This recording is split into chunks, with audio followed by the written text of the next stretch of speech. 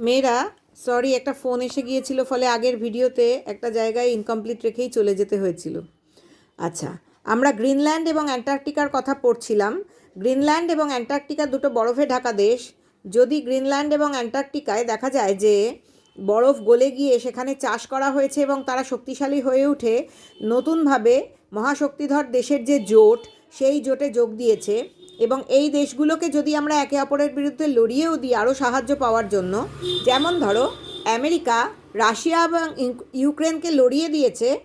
Russia এবং ইউক্রেনের মধ্যে যে যুদ্ধটা হচ্ছে, মূলত সেটা কিন্তু আমেরিকা তৈরি করেছে, এবং তার মূলে উদ্দেশ্য হচ্ছে আমেরিকার অস্ত্র বিক্রি করা। এখানে আমেরিকা নিজে সাহায্য পাওয়ার কথা বলছে। কার্ল টেনিস তো আমেরিকার মানুষ ছিলেন, বলছেন আরও বেশি করে নিজেদের জন্য সাহায্য পাওয়ার জন্য আমরা যদি একে অপরের বিরুদ্ধে লড়িয়েও দিই, তাহলেও we will still be poorer than we are now.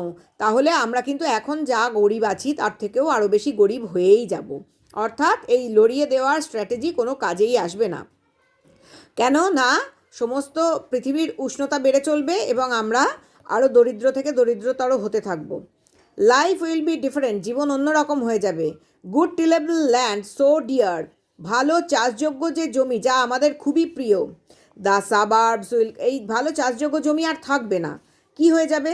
The suburbs will give way to farms, শহরতলিগুলো, আরবান এরিয়া মানে শহর, সাবার্বস মানে শহরতলি, শহর থেকে খানিকটা দূরে, সেই শহরতলি এলাকাগুলো পরিবর্তিত হয়ে যাবে খামারে, অর্থাৎ যেখানে চাষের জিনিসপত্র রাখা থাকবে এবং চাষ হবে। The সিটিজ fill up again with people, শহরগুলো আবার ভরে উঠবে মানুষে, কিন্তু সেই মানুষেরা কেমন হবে? Too poor to own cars, সেই মানুষেরা খুবই গরিব হবে, যাদের গাড়ির মালিক হওয়া আর সম্ভব হবে না। অর্থাৎ শহরে এমন ধরনের সব মানুষ থাকবে যাদের পক্ষে গাড়ি কেনা এবং কিনে মেনটেন করা সম্ভব নয়, অর্থাৎ গাড়ির মালিক হওয়ার পক্ষে শহরের সেই সব লোকেরা খুবই গরিব থাকবে। ওয়াকিং টু ওয়ার্ক, তাদের কাজের জায়গায় যেতে হবে হেঁটে। আর ক্রাউডিং অন ট্রলিজ, অথবা ভিড় করে ঠেলাগাড়ি, বা এখানে ঠেলাগাড়ি বলছে কিন্তু আসলে পাবলিক কনভেন্স বা জনগণের যাতায়াতের গাড়ি, যেমন বাস, ট্রেন, ট্রাম ইত্যাদিতে করে অফিসে যেতে হবে সাধারণ মানুষকে। We will move down streets, আমরা রাস্তাগুলোতে নেমে যাব হাঁটার জন্য। Lined with practical nut trees, এবং দুপাশ দিয়ে সারিবদ্ধভাবে সেই রাস্তাগুলোর থাকবে ব্যবহার্য বা বাস্তবসম্মত বাদামের গাছ। কোনো সৌন্দর্য বাড়ানোর গাছ থাকবে না রাস্তার দুধারে সারি দিয়ে, থাকবে বাদামের গাছ। বাদামের গাছের ইমপ্লিকেশন হচ্ছে যে গাছে খাবার জিনিস উৎপন্ন হয়, সেই রকম সব ব্যবহার্য গাছ থাকবে, সৌন্দর্য বৃদ্ধির গাছ থাকবে না। নট এলমস অ্যান্ড ওকস, এলম গাছ বা ওক গাছ থাকবে না রাস্তার দুধারে। এলম গাছ বা ওক গাছ কী করে? রাস্তার দৃষ্টি বাড়ায় বা শোভা বাড়ায়, দৃষ্টিনন্দন হয় বা শোভা বাড়ায়। সেই সব দৃষ্টিনন্দন গাছ রাস্তার দুপাশে থাকবে না। আমরা যে রাস্তায় নেমে যাব হাঁটার জন্য, সারিবদ্ধভাবে সেই রাস্তার দুপাশে থাকবে বাদাম গাছ, যে গাছের ফল ব্যবহার করা যায়। আরও কি থাকবে? With vegetables crowding the front lawns, বাড়ির সামনের লনগুলোতে থাকবে সবজির গাছ। ক্রাউডিং, সবজিগুলো ভিড় করে থাকবে প্রত্যেকটা বাড়ির সামনে, কারণ খাদ্যবস্তু উৎপাদন করতে হবে তো। তার মানে এটার ইমপ্লিকেশন হচ্ছে তখন আর বাজারে খাদ্যবস্তু হওয়ার মতো সবজি পাওয়া যাবে না। প্রত্যেকটা মানুষকে নিজেদের বাড়ির সামনের যে লনগুলো, সেখানেই সবজি উৎপাদন করে নিতে হবে যাতে তারা খেতে পায়। The tax base will be too small, করের হার অত্যন্ত কম হয়ে যাবে। To support the public buildings, সরকারি ভবনগুলোকে সাহায্য করার জন্য। অর্থাৎ এখানে বোঝানো হচ্ছে সাধারণ মানুষ এতটাই গরিব হয়ে যাবে, একটা নির্দিষ্ট পরিমাণ আয় করলে তবেই তো সাধারণ মানুষকে ট্যাক্স বা কর দিতে হয়। তো সাধারণ মানুষের আয় এতটাই কমে যাবে যে তারা আর ট্যাক্সের আওতায় পড়বেই না, ফলে দেশে সাধারণ মানুষের কাছ থেকে কর খুব বেশি আয় করতে পারবে না সরকার। অর্থাৎ সরকার তার খরচ কোথা থেকে চালায়? সরকারের নিজস্ব তো কোনো আয় নেই, সরকার খরচ চালায় যা সাধারণ মানুষের কাছ থেকে ট্যাক্স পায়, সেই ট্যাক্সের টাকা দিয়ে সরকার তার খরচ চালায় বা রাজ্যপাট চালায়। কিন্তু করের হার যদি খুবই কমে যায়, তাহলে কিন্তু এই সরকারি ভবনগুলো যে মেনটেন্যান্স হবে বা সরকারি ভবনগুলোর রক্ষণাবেক্ষণ হবে, সেটার জন্য যে টাকার প্রয়োজন, সেই টাকা তখন আর সরকারের কাছে থাকবে না। তার ফলে সরকার এই সরকারি ভবনগুলোকে আর রক্ষণাবেক্ষণ করতে পারবে না। We will have to donate hours, তখন আমাদের কি করতে হবে? আমাদের নিজেদের সময় দান করতে হবে এবং স্বেচ্ছাশ্রম দান করতে হবে। ডোনেট মানে দান করা, আওয়ার্স মানে সময়, অর্থাৎ ওই সময় দান করতে হবে সরকারি ভবনগুলোকে রক্ষণাবেক্ষণের জন্য।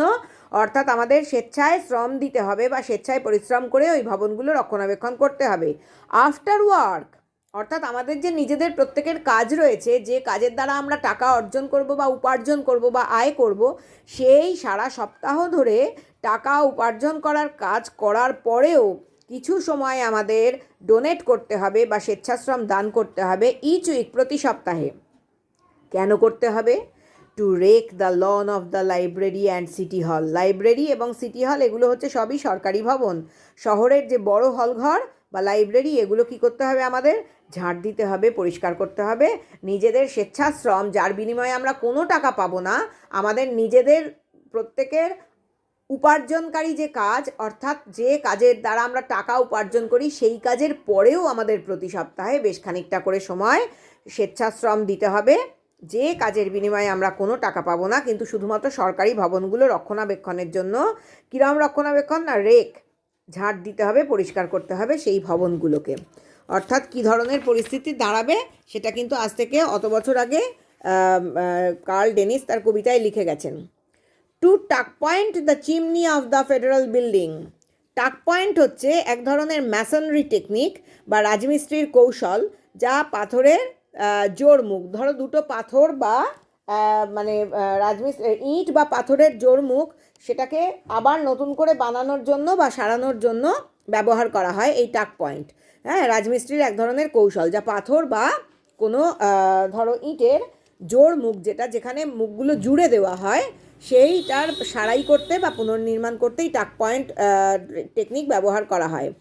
আমাদেরও করতে হবে যে ফেডারেল বিল্ডিং যেগুলো যুক্তরাষ্ট্রীয় ভবন, সেই রকম যুক্তরাষ্ট্রীয় ভবনের চিমনি সারাই করতে আমাদের হয়তো ওই টাক পয়েন্ট ব্যবহার করতে হবে স্বেচ্ছাশ্রম দান করে, বা আমাদের ওই নির্দিষ্ট পরিমাণ যে সময় আমরা সারা সপ্তাহ নিজেদের কাজ করে উপার্জন করার পরেও যে স্বেচ্ছাশ্রম দান করতে হবে, যার বিনিময়ে আমরা টাকা পাবো না, সেই সময় আমাদের কি করতে হবে? লাইব্রেরি, সিটি হল ইত্যাদিগুলোকে ঝাঁট দিতে হবে, পরিষ্কার করতে হবে। যুক্তরাষ্ট্রীয় ভবনের চিমনি, অর্থাৎ শীতপ্রধান দেশ, যেখানে ঘর গরম রাখার জন্য চিমনি রাখা হয় প্রত্যেকটা ঘরের ভেতরে। এবার এই চিমনিগুলো আগুন নিয়মিত জ্বলার ফলে প্রচণ্ড উত্তাপে নষ্ট হয়ে যায়, এবং নষ্ট হয়ে গেলে তখন সেটাকে সারাই করতে হয়। তো সেই সারাই করার জন্য টাকাও পাওয়া যাবে না, তখন ওই রাজমিস্ত্রির কৌশলের ওই টাক পয়েন্ট টেকনিক ব্যবহার করে আমাদেরকেই ওই ইট বা পাথরের জোড়া মুখ যেটা, সেইটাকে সারাই করতে হবে বা পুনর্নির্মাণ করতে হবে। এই পর্যন্ত থাক, আশা করি বুঝতে পেরেছো। পরের অংশটা আবার পরে পড়াচ্ছি।